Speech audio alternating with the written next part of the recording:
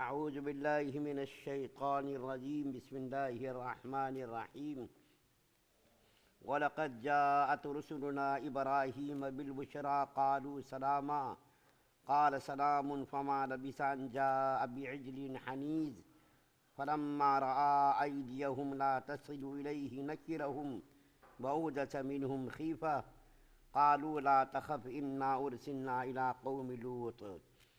اور ہمارے فرشتے انسانی شکل میں ابراہیم علیہ السلام کے پاس بیٹا پیدا ہونے کی خوشخبری لے کر آئے۔ انہوں نے سلام کہا اور ابراہیم علیہ السلام نے بھی سلام کہا۔ پھر ابراہیم علیہ السلام کو کچھ دیر نہیں گزری کہ وہ ان کی مہمانی کے لیے ایک بھنا ہوا بچھڑا لے آئے، مگر جب دیکھا کہ ان کے ہاتھ اس بچھڑے کی طرف نہیں بڑھ رہے ہیں تو وہ ان سے کھٹک گئے اور ان کی طرف سے دل میں خوف محسوس کیا۔ فرشتوں نے کہا کہ ڈرو مت، میں آپ کو بیٹے کی خوشخبری سنانے اور لوط علیہ السلام کی قوم کے پاس بھیجے گئے ہیں۔ سورہ ہود کی 69 اور 70 دو آیتیں آپ کے سامنے پڑھی گئی ہے۔ حضرت ابراہیم علیہ السلام کی مہمانی کے تعلق سے صرف اشارہ کیا تھا کہ ابراہیم علیہ السلام نے مہمانی کا دستور اور مہمانی کی بنیاد رکھی، اور شریعت اسلامیہ میں بھی، شریعت محمدیہ میں بھی اس سنت کو برقرار رکھا گیا۔ مہمان نوازی کرنا یعنی میزبانی کرنا، کہ اگر کوئی مہمان آ جائے تو خوش دلی کے ساتھ اس کی تواضع کرنا، اس کا اکرام کرنا، اس کے کھانے پینے کا بندوبست کرنا ابراہیم علیہ السلام کی سنت ہے، اور نبی کریم صلی اللہ علیہ وسلم نے بھی اس سنت کو برقرار رکھا ہے۔ تو اس کے اندر پہلے میں واقعہ بیان کر دوں، پھر آیات کا خلاصہ بیان کروں گا۔ وہ واقعہ یہ ہے کہ ابراہیم علیہ السلام کے پاس کچھ فرشتے انسانی شکل میں آئے۔ اس میں سے حضرت عبداللہ بن عباس رضی اللہ تعالی عنہما کے قول کے مطابق حضرت جبریل علیہ السلام، حضرت اسرافیل علیہ السلام اور حضرت میکائیل علیہ السلام، یہ تینوں فرشتے آئے انسانی شکل میں۔ حضرت ابراہیم علیہ السلام کو معلوم نہیں تھا کہ یہ فرشتے ہیں، تو ابراہیم علیہ السلام نے مہمانی کے طور پر فوراً گئے اور بچھڑے کو ذبح کیا۔ ذبح کر کے اس کو تل کر بھن کر لا کر کے ان فرشتوں کے سامنے پیش کیا۔ ابراہیم علیہ السلام کو معلوم نہیں یہ کیا ہے، فرشتے ہیں، یہ سمجھ کر کے یہ انسان ہیں۔ ان کے سامنے لا کر کے بھنا ہوا بچھڑا سامنے رکھا، لیکن وہ تو چونکہ فرشتے تھے، فرشتے کھانے پینے سے پاک ہیں، کھانے سے، پینے سے، شادی بیاہ سے، انسانی ضروریات سے، ان تمام چیزوں سے پاک ہے۔ تو جب فرشتے کھانے کی طرف ہاتھ نہیں بڑھائے تو ابراہیم علیہ السلام کے دل میں کھٹک پیدا ہو گئی کہ کہیں یہ ہمارے دشمن تو نہیں ہیں، ہم کو نقصان پہنچانے اور جان کے پیچھے جو ہے میرے پڑے ہوئے تو نہیں ہیں۔ تو ان فرشتوں نے اس بات کا اظہار کر دیا کہ ہم سب فرشتے ہیں اور آپ کے پاس دو چیزوں کے لیے ہم لوگ آئے ہیں۔ یہاں پر یہ بات کو رکھ کر کے میں دوسری بات، چند باتیں عرض کرتا ہوں آپ کے سامنے، اس کے بعد پھر یہ باتیں آگے مکمل کروں گا انشاءاللہ۔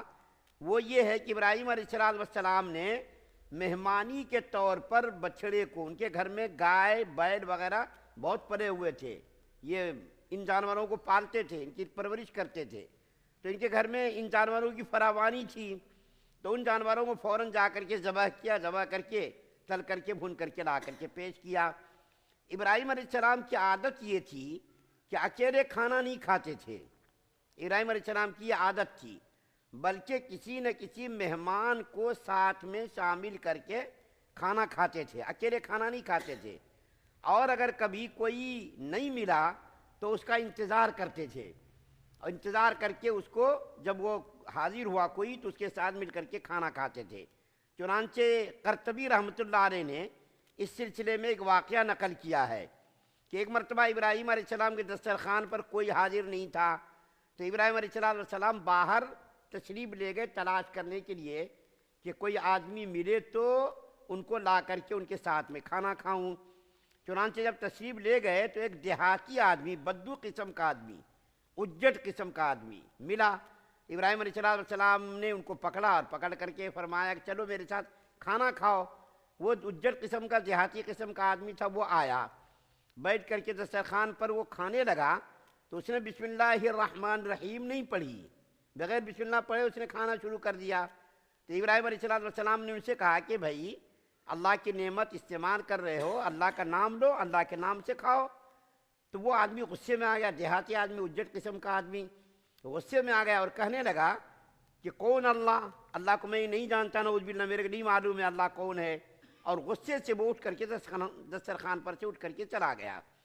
اللہ تعالیٰ نے حضرت جبریل علیہ السلام کو بھیجا اور بھیج کر کے یہ پیغام دیا کہ اے جبریل علیہ السلام، ابراہیم علیہ السلام کے پاس جاؤ اور جا کر کے ان سے عرض کرو کہ اللہ تعالیٰ نے بچپن سے لے کر 55 تک، بچپن سے لے کر اب تک اس کے کھانے پینے، رہنے سہنے، ہوا، ہر چیز کا انتظام کیا۔ کبھی اللہ نے ان سے یہ نہیں پوچھا کہ تم نے میرا نام لیا نہیں لیا۔ اس نے میرا نام نہیں لیا تو بھی میرے اتنی عمر تک اس کو کھانے کا، پینے کا، ہواؤں کا، ہر چیز کا انتظام کیا۔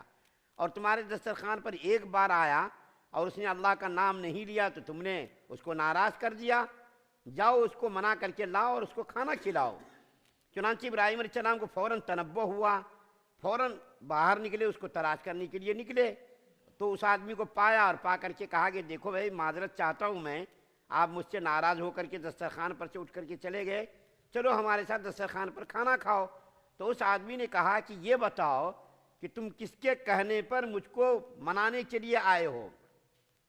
تو ابراہیم علیہ السلام نے فرمایا کہ میں اللہ تعالیٰ کے کہنے پر میں آپ کو منانے آیا ہوں، آپ چلو اور آپ بغیر بسم اللہ پڑھے کھانا شروع کرو۔ وہ آدمی کہنے لگا اللہ کون ہے؟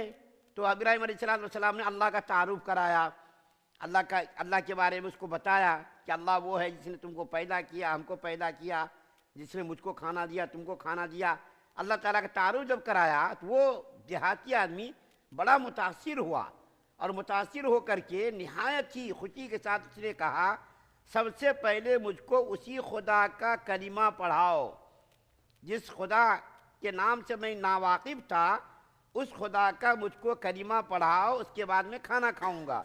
چنانچہ وہ دیہاتی آدمی اسی وقت مسلمان ہو گیا، اس نے کلمہ پڑھا، اس کے بعد اس نے آ کر کے کھانا کھایا۔